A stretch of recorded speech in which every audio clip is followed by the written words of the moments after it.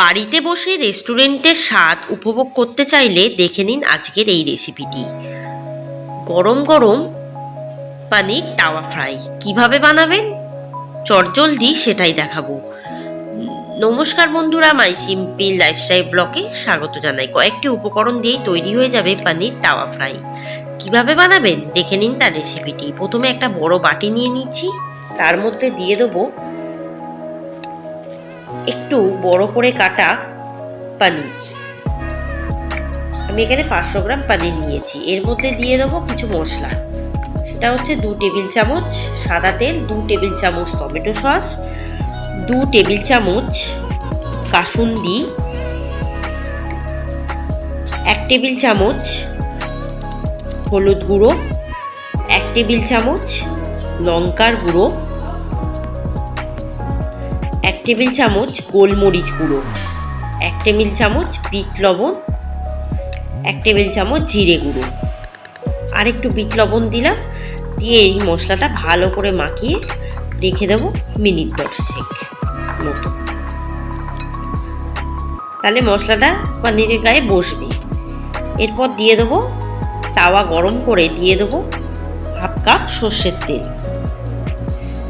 তেলটা ভালো মতো গরম হয়ে গেলে তারপর পনিরগুলো ভাজার জন্য কড়ার মধ্যে দেব। খুব লাল লাল করে পিটোপিট করে ভাজতে হবে।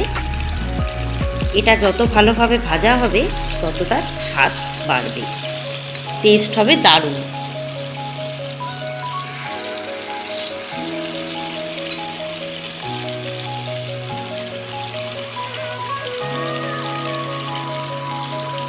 কারা কারা এরকম পনির ফ্রাই খেতে ভালোবাসে সেটা কিন্তু কমেন্টে জানাবে।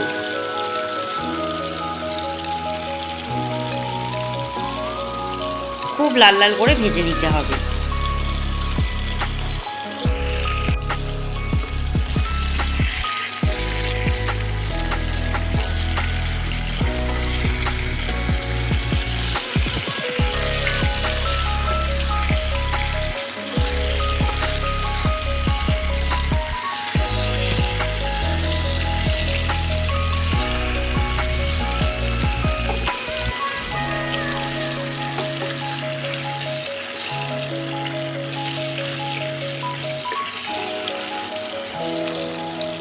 বাকি পনিরগুলো একটু সাইড করে নিয়ে বাকি পনিরগুলোও দিয়ে দেবো।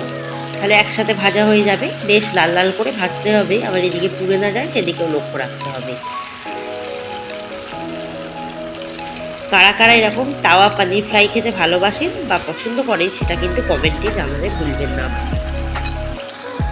খুব ভালো মতো লাল লাল করে ভেজে নেব।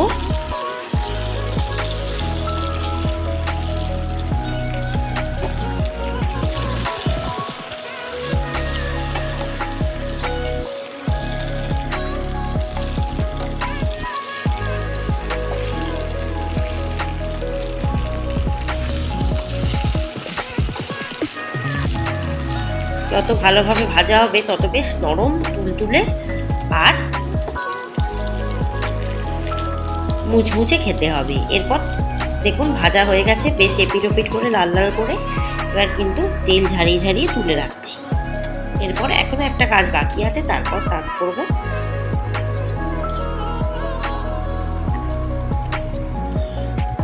বাড়িতে এটা কিন্তু খুব চটজলদি, দেখলেন তো বাড়ির উপকরণ দিয়েই তৈরি হয়ে গেল।